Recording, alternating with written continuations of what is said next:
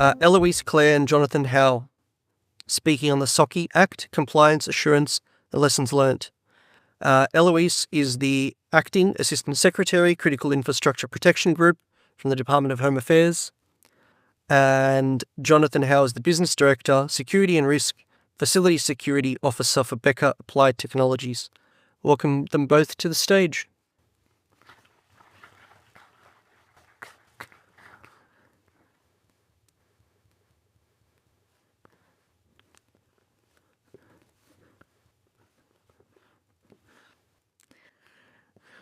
Good afternoon, everyone. I'm really delighted that so many people have stayed for the presentation. It's a pretty hard act to follow after a major international event on the scale of the Olympics.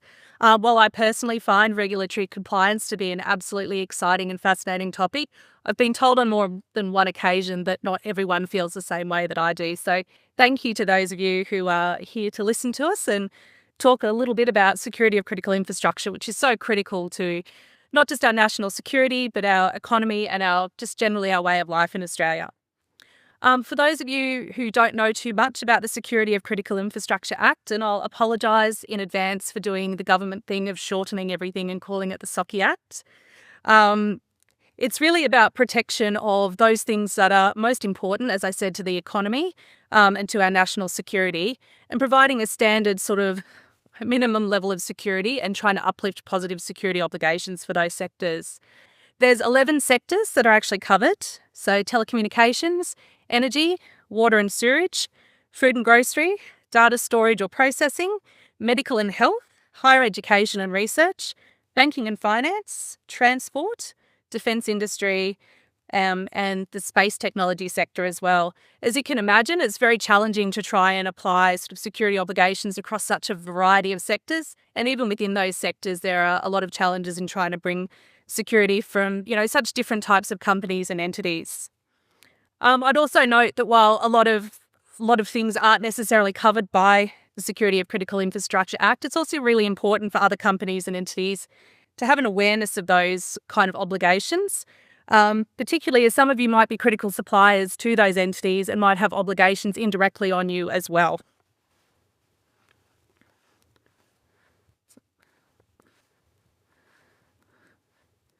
Okay.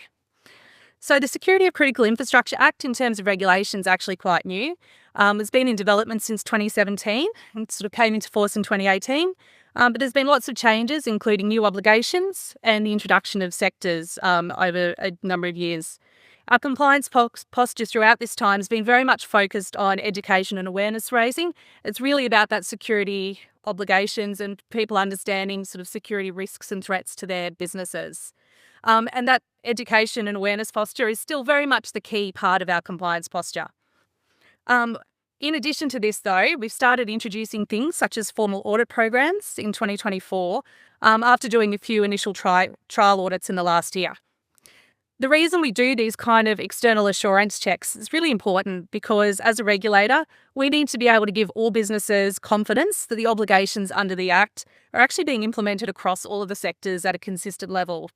Because of the interrelationships and interdependencies between critical infrastructure and the potential impacts that a vulnerability in one part of infrastructure can have on a range of businesses, it's really crucial that we're able to check that these obligations are being consistently applied.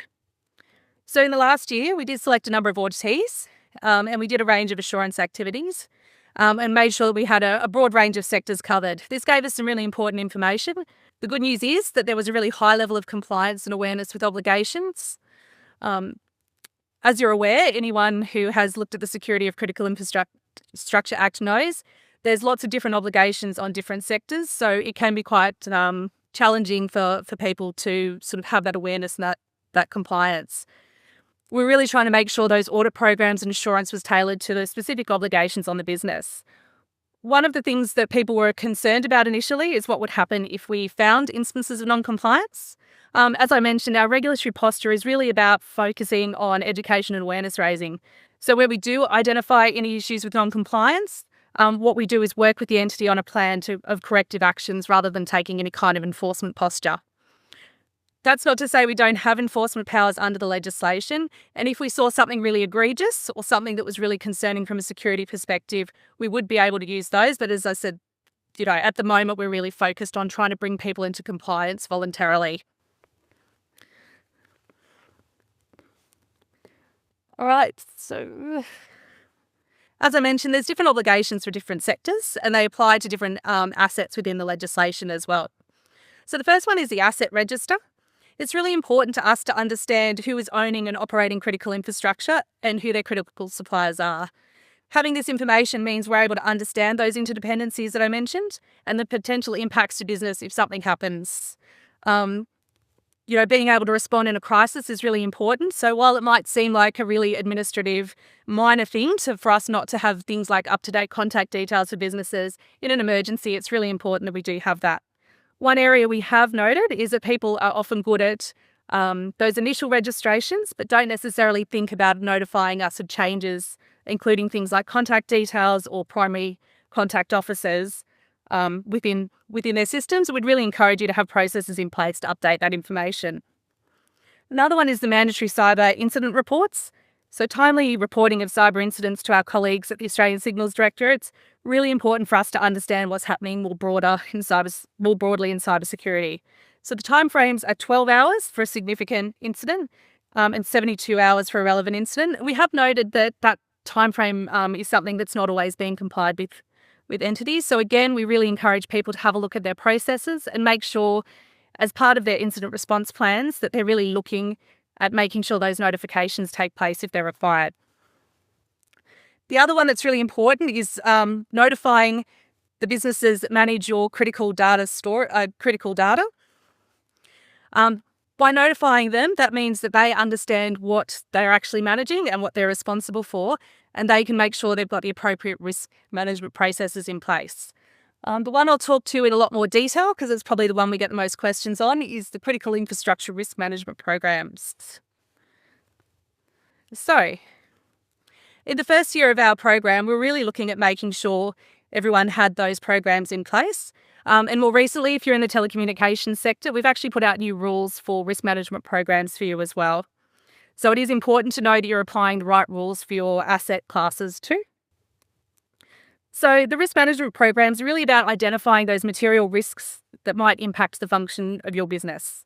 We've noticed through sort of our initial year of audits that there were a few areas where people were either not really fully compliant or if they were strictly compliant, might have needed to do a little bit more work to sort of mature their capabilities there. One of the challenges a lot of people found was in sort of personnel security.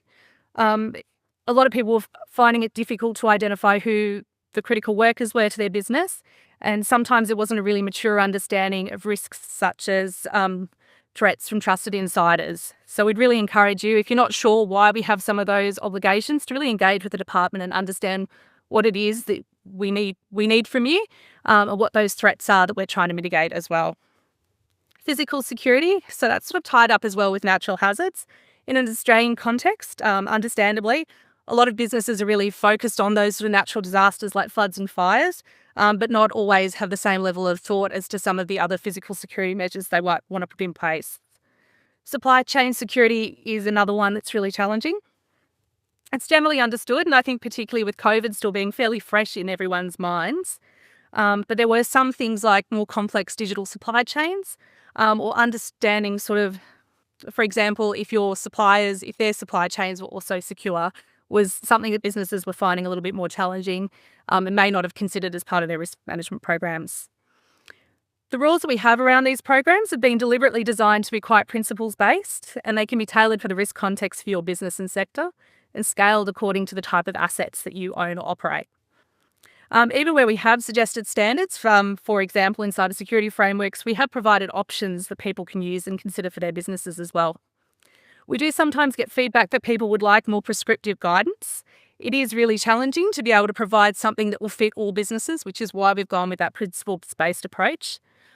There is a huge amount of information on our website on the risk management programs, and I'd really recommend as well as reading some of those fact sheets, you have a look at the annual risk review, which comes out every November in Critical Infrastructure Security Month, and it provides context to the all hazards risks that we're talking about. I really encourage you to read that review alongside the rules because it'll help you understand why we're asking you to have these rules in place, or what the obligations mean, and will give you a bit more context about what we might be looking for. That said, if some of those obligations don't make sense to you in your business context and you're not sure why we're asking you to do these things, please do reach out to us. Strangely, people do seem to be a little bit skeptical when we say, as a regulator, we're from the government, we're here to help. But I do promise you that we do genuinely want to have a stronger security posture for critical infrastructure. So if there's any questions at any time, we're more than happy to help you out and provide that additional context to you, or point you in the direction of the information that you need. I'd also encourage you, if you're part of a critical infrastructure entity, to have a look at joining the sector group within our Trusted Information Security Network.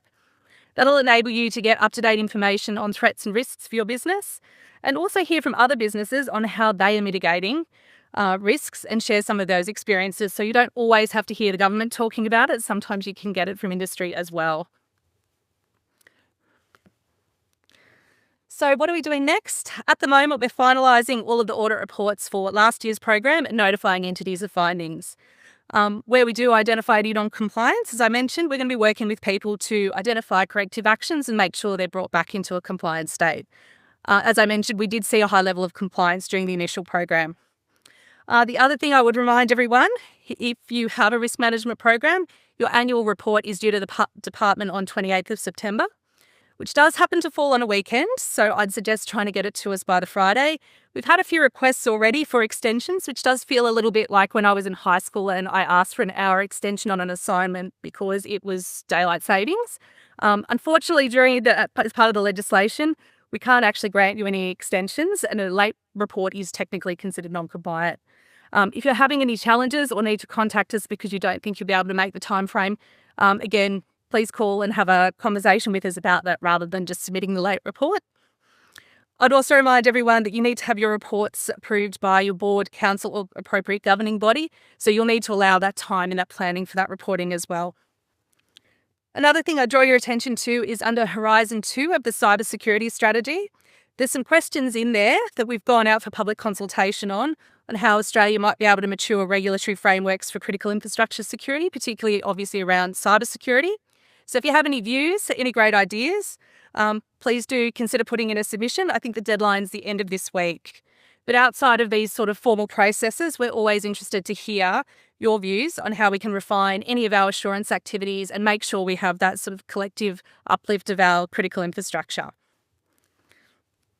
The program will continue to undergo refinement, and we are looking to start a new audit program soon. Before we start any new audits, though, we will be publishing some new and updated guidance to our website, so you'll know what to expect if you are lucky enough to be selected for an audit this year. I'll now hand over to Jonathan.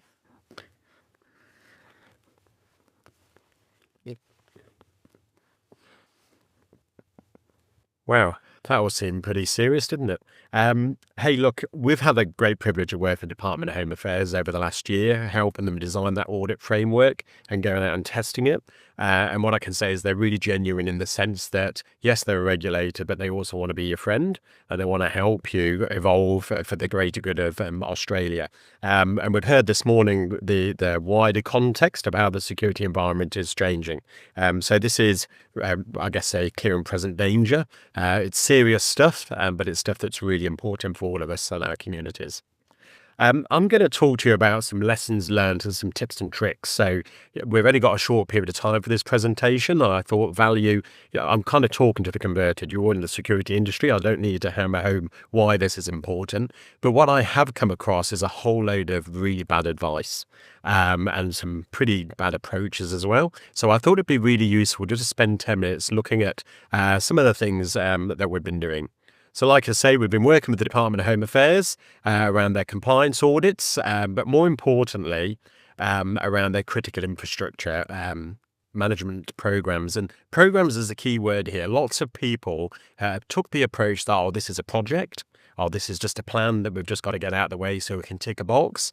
And then slowly but surely people have started to realise, no, this is actually a new way of working on an ongoing basis. This is a programme of work. And this is something that's going to take multiple years for us to get good at in some cases, particularly when you're talking about some large entities. So the lessons learned thus far. We've got some entities that have made the SOCI compliance a cottage industry. Some industry entities have literally set up whole SOCI teams, and they're starting to develop their own language and all sorts of stuff, which is quite impressive that they're taking it so seriously, but in some cases, complete overkill also. And actually, they're creating barriers of confusion in some cases. Best value for money is achieved through risk management based on a sound understanding of threat. Now, again, I'm talking to the converted in this room, but it's quite common that entities, particularly senior managers, will just want to get results, and they just want to go straight to solution mode. And as a result of that, they end up expending time, money, effort, sometimes in the wrong place. Some entities are focused on areas of comfort, rather than entities they really need to. Now, that's sometimes because they don't understand their threat environment. Sometimes it's just because that was the quick wins and it made them look good in the short term. But actually, they weren't overall improving their position in terms of mitigating their threats. So again, sometimes you've got to be a bit uncomfortable, so reach into those areas. And this is an opportunity for the industry to assist these entities in areas where maybe they're a little bit less familiar. And we've touched on those previously through Eloise there, personnel security, physical security. It's stuff that a lot of entities haven't really taken time to understand. So physical security, like I say, often least understood. And most certainly least invested in, because a lot of business see physical security just as an add-on cost. They don't necessarily say, well, how does this enable our business? How does this actually add value to what we're doing? So why should we spend money on it? Seen as an unnecessary cost, I've mentioned. And quite often when it is done, it's done purely with the lens of security. And we've seen some really clever examples out there where entities have kind of said, okay, if we're going to do this physical security thing, what else can we do to benefit? And an example of that would be there was one entity that had a new building, and they purposely decided to put all of their ITC equipment on the second floor of the building because they recognized potentially they were in a flood risk area. So they'd actually invested the money, they got better security outcomes. It was harder to break into and gain access to it, being on that first floor. But equally, if there was a flood, all that really expensive ICT equipment was safe. We've seen other examples with an abattoir where they realized, hang on a second, rather than just do physical security, we can help with the fire risk as well. So clever people will look for multiple wins out of that investment in the physical security space. In governance, limited leadership, basically, the less they're engaged as seniors leaders, and this is your ELTs, this is your people in charge of the money and the decisions and direction of the company, the less they're invested and understand this, then the poorer the outcomes, quite frankly. So it's really important, like with all security journeys, make sure you've got those senior leaders on board, they understand. The great thing is this is a regulated item, so regulation does tend to gain attention of your senior leaders, particularly when it's risk.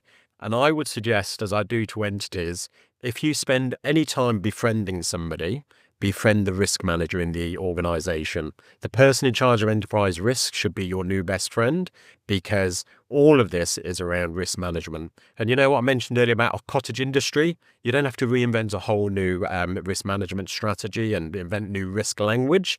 Your best approach is to actually move into that existing enterprise risk management language and tools and processes, and just make your likes of physical security, personnel security, all those other vectors of the SOCI Act, make them a BAU kind of topic.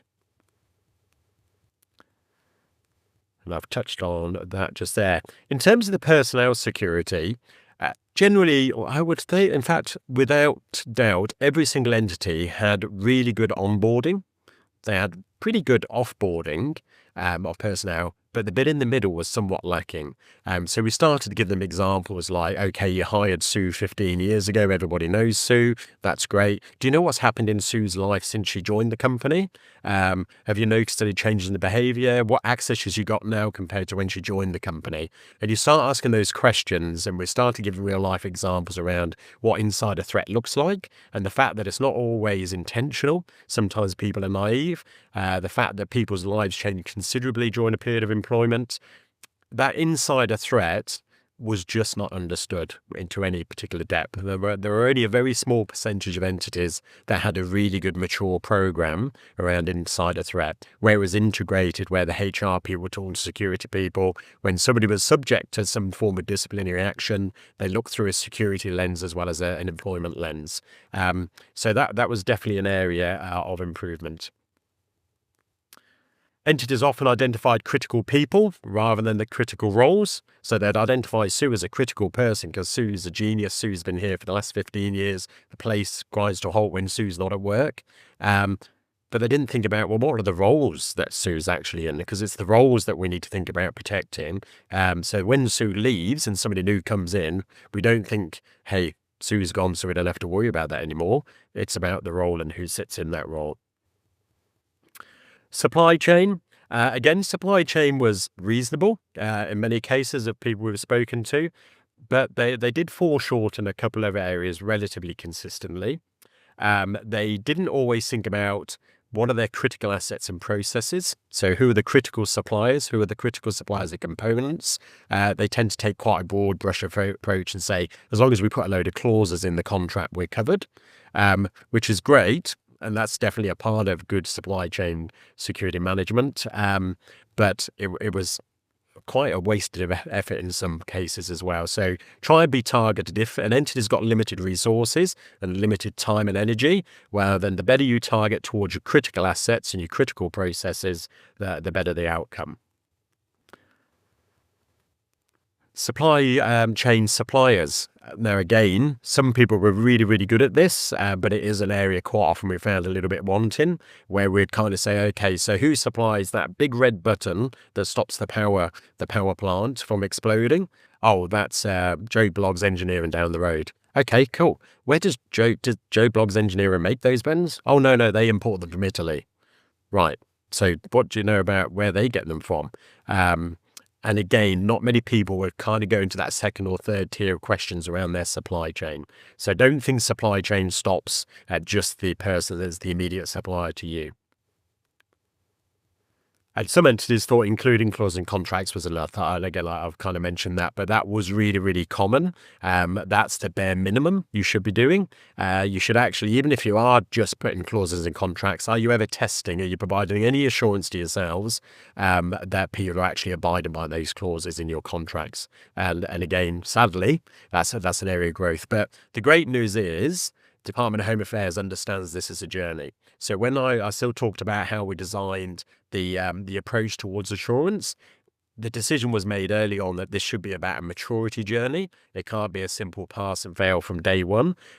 Some companies are really mature and have invested heavily in security for many years, and they've actually got a really small gap to grow in terms of their maturity. Others are right at the beginning. Okay, so those are some of the lessons we've learned from talking to a range of different entities. The challenge, once again, is just the difference in sectors that they represent, whether it's transport or healthcare or finance. Really, really quite different sectors. But nonetheless, the approach can be pretty consistent in terms of good old risk management, understanding your threat environment, understanding your vulnerabilities, understanding your critical assets, and targeting your effort appropriately. So some tips and tricks that we've kind of come to the conclusion of, having spoken to all these different entities, are as follows.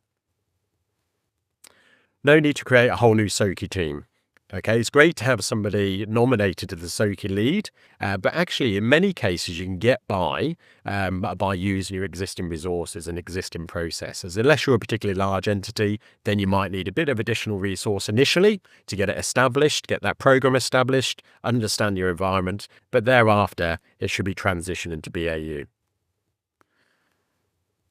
Threat environment, I've said it multiple times. Again, people go straight to solution mode. Take the time to understand your threat. Take the time to understand your critical assets, your critical roles that your people sit in, your critical suppliers. That understanding will save you an awful lot of effort later down the track.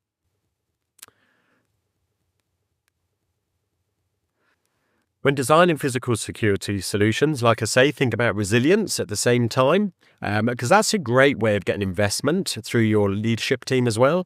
If you want $1 million to put a physical security barrier in place, it's probably going to be a hard sell, well, quite frankly. $1 million is a lot of money. But if you can kind of say, hey, yes, we need $1 million towards this physical security asset, but it will also bring these benefits to the business, all of a sudden that's a much easier conversation to have, particularly if you're having that conversation via your risk management enterprise processes. Because that's the language that your decision makers in entities will understand. If you go in there to do some sort of bespoke SOCI conversation, it will probably get lost in the mist a little bit. So use the language and use the processes they're used to. Beware of optimism bias. Better to start your journey from a bad place. That seems a bit of an odd thing to say, but what we absolutely found, and is quite common with the different processes of a similar kind, is senior managers quite often wanted to be seen to be good and to be the best. And the next year, they've got to be seen to be better than they were last year, regardless if they are or not. It's quite a competitive nature, the more senior you get in various leadership teams. And equally, some of the security team can sometimes be a bit desensitized and have the rose-tinted glasses on. So actually, back to threat and risk, taking the time to step back and having a real honest view, and ideally get somebody independent with no knowledge of your history and your environment, etc., to come along and help you have that new, fresh view is really, really healthy. That will take the bias away. And if you're honest, most people are worse in this space than they like to think they are. But that's a good thing, because what you'll find on the maturity journey is second or third year in, they're suddenly realize, oh, some of this is a bit more complicated than we thought it was. Oh, we're not. This is a bit awkward because now we're going to have to go back and tell the leadership team we're nowhere near as good as we thought we were. So it's better to start the journey being really brutally honest at a low ebb and then climb naturally from there. And sponsorship, making sure you've got an ELT member as your sponsor in this space is really, really important. That will help you remove barriers, organizational barriers. It will help you work your way through fiefdoms. It will help you get that investment that you need. So definitely worth befriending and making sure that somebody in the ELT is your sponsor, and not just because they're nice people, and make sure that's formally recognized through your company governance. And last but not least, we'll just come to these. SOCI compliance is a maturity journey. It will likely take several years. So just have that in mind. And when you're talking to your ELT and you're talking to your risk manager, set some expectations around that so they don't get disappointed that 6 months later, what do you mean we're only just started? I think the sooner you're really honest and the sooner you understand the breadth and the length of the potential journey, the better. And the fact that, like I say, it's a program, it's not just a project, is really, really important for them to understand. Don't forget to take an all hazards approach. So one of the vectors is natural hazards, but equally, think about personnel security and physical security. That's also around man-made or person-made threats. So quite often, again, people will go to their comfort zone, but understand all of your hazards as an all-hazard approach. The SIS team are here to assist you. Now, we've already heard that from Eloise. It's actually really, really genuine. Some people we spoke to thought I was going to take their unborn child away and God knows what else if they dared fail their SIS audit. It's just simply not the case. There's a real clear understanding. Yes, at some point the regulator will have to step in and forcibly get people to improve. But if you're willingly engaged and you're willingly honest about your position and you ask for help, I've seen nothing but positivity from the SIS team in wanting you to succeed. This isn't about trying to catch you out. It's not about policing you. It's about assisting you to become better at protecting your critical assets that protect the country and our communities.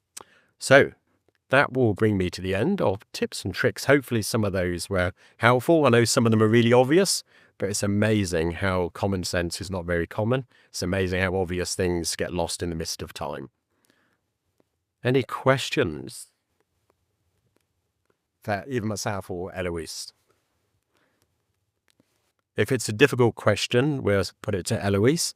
But I'll do the simple ones. Thank you. And thank you to you both. It's very refreshing to see government and industry working together and collaboratively. So it's really good. I'm in the supply chain for SOCI entities as a developer, designer and builder of infrastructure. It's been my observation there's been a lot of misunderstanding around supply chain obligations and what responsibilities passed down to those in their supply chains. My kind of prima facie view on it is reporting of cyber incidents and obviously feeding back of information around the actual infrastructure back to the client, often which they supply to us to start with in terms of specifications. What are your observations in terms of misalignment on, SOCI entities and supply chain, what's being passed down that can't be passed down or shouldn't be, maybe a misalignment of roles and responsibilities, and ways to mitigate that and move forward together? I can start this in. Do you want to jump in? So what I would say is the responsibilities that are passed down through the supply chain are effectively passed down through two avenues: those that need to be passed through because they're legislated to be passed through, and those that the entity have identified through their own risk tolerance around what they expect.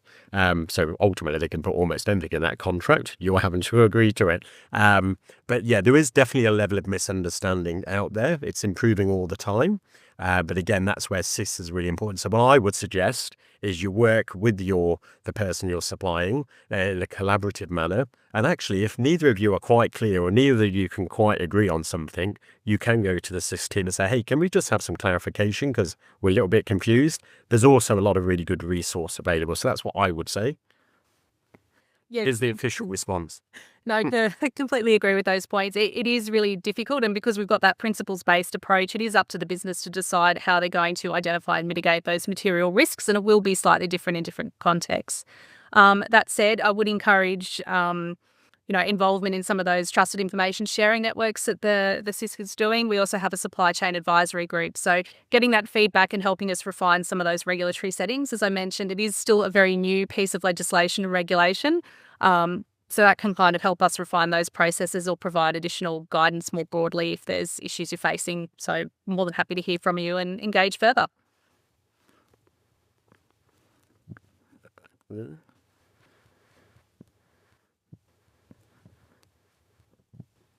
G'day, Steve Bills from Monash Health in Melbourne. It's not really a question, so to speak, but more confirmation of the experience that we've had with our organisation coming into having to now comply with the SOCI legislation has been exactly those tips and pointers that you pointed out.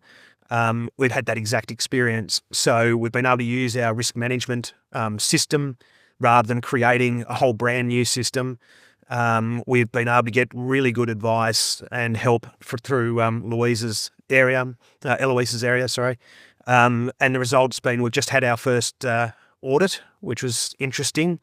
I don't think we're going to be completely compliant in everywhere, which was not unexpected to us and not unexpected to our leadership team, our executive leadership team, who we had made very, very clear as to where we thought we were at, where we needed to get to, all those things that you were pointing out there. So it's actually, I can confirm for this group that everything that you've just sort of said there is the exact experience that we've had.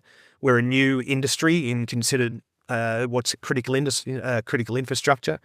We had some hiccups around in health to be a critical infrastructure site where it's all around our ICUs and which of our 8 hospitals fitted into those categories, because first of all, it's things about how many ICU beds you had and all that sort of stuff. So there's a few bits and pieces like that were confusing, but cleared up really well and very easily. So thank you, I guess, is the message I'm passing on, and just confirmation of this group that everything that you've said there is the experience that we've actually had. And I'd just like to say thanks to my brother who came today. Thanks, brother. Appreciate it. Any last questions? Pretty straightforward. Going once, going twice, going 3 times. Sold. Thank you very much.